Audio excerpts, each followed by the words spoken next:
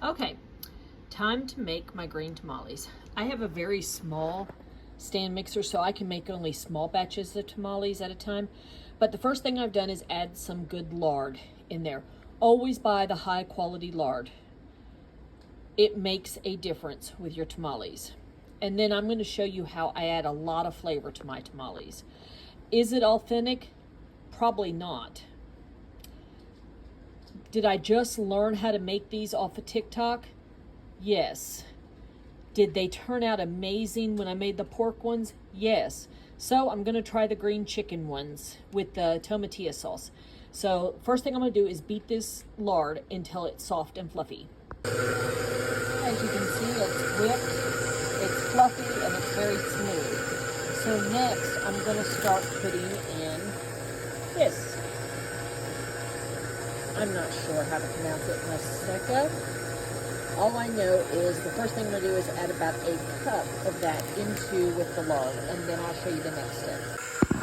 Okay, you see how it's dry? I'm going to add some of my homemade green tomatillo salsa that I made with jalapenos and everything that is absolutely delicious. So I'm going to add probably about a cup of that. And I'm just going to mix it in there. That's to really give this some flavor. I think that's about a cup. Not positive. And then I'm going to leave that on high, and then I'm going to add some more of the Maseca, and then start alternating it with chicken broth. The chicken broth that I'm going to use, I cooked my chicken in the water with onion and garlic and chicken bouillon, and so it's very flavorful broth I'm going to be using. So for every cup of the Maseca, I'm adding about a cup of liquid. I'm just doing it kind of slow. My chicken broth. And then I'm going to let it mix pretty good before I add some more Maseca. Okay, I've mixed and mixed and mixed and mixed, scraped the bowl, mixed it some more. And I forgot to tell you, the chicken broth I used, I'd heat it up. You want it as hot as possible. Not so scorching hot. Yeah, pretty hot. So now I'm going to do the test where you just take a little bit of this. Now, yes, my hands are clean, but I'm going to drop it in some water and see if it floats. And it floats. That means it's right. Okay, I soaked my husks. I had put them under hot water, and it was 4, 5, 6 hours, something like that. So now what I'm going to do is kind of pat them dry a little bit. Not much, because I pretty much do it wet. And then I'm going to start making the tamales, and I will try to record that. As you can see, I've spread some of the Maseca, the tamale mix, whatever you want to call it. I don't know what it's called. But I've spread that on, and now I'm going to add some chicken, and I'm going to add some more of the green sauce. And I'll be right back. Okay, here's just some of the cooked chicken. Now for the green sauce. Okay, some of the green sauce. Now I'm going to fold it up and put it in a bowl and wait to cook it when I get them all done. Okay, I forgot to say you pick the smooth side to spread it on. They have a rough side too, but you do the smooth side. And let me do this and show you how to fold it. Let me fill it and then show you how to fold it. Okay, you have it ready. I set it down so I could hold the phone and do this. So you just go over to this side, then to this side. See, this is very hard to do with one hand. And then you fold it up, and then you put them in your bowl to steam in a little bit. Okay, got a big bowl of them.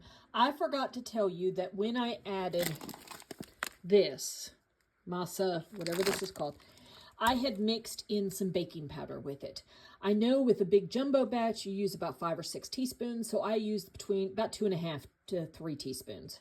Because I only made a small batch of them. Okay, now I'm going to get ready. I do not have a steamer, so I'm going to use my Instant Pot, and I'm going to get that ready and be right back. Okay, so I'm getting my Instant Pot ready. I put a cup of water in there. I put my rack in there. And then what I'm going to do with some of the corn husks that I have left, I am going to lay them down all on the bottom to keep the tamales from actually touching the water if the water boils or whatever. I will also give you this hint. If you use your Instant Pot a lot like I do, I use it a lot, please make sure to just go ahead and order yourself an extra rubber gasket. I have a rubber gasket I actually have 3. One for like really spicy, flavorful food or food that has a loud smell. one for regular savory food, and then I have one that I use just for sweet things. I have it, it's a different color, and that way I know it's always for like if I'm making cheesecake or rice pudding or something. It has been wonderful because some of these rubber gaskets, the smells do not get out of, you know, if you use a lot of spicy food. Okay. Do you see how I just used the extra corn husks and kind of laid them down there? And now I'm going to put the tamales in. And let me see if I can show you what I mean by putting them in. I'm going to start away from me and just standing them up.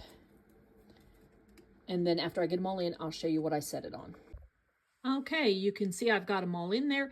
What I'm going to do is set it on pressure cook, low or normal. I can't remember. I think it's low, but I'm going to do it for 55 minutes.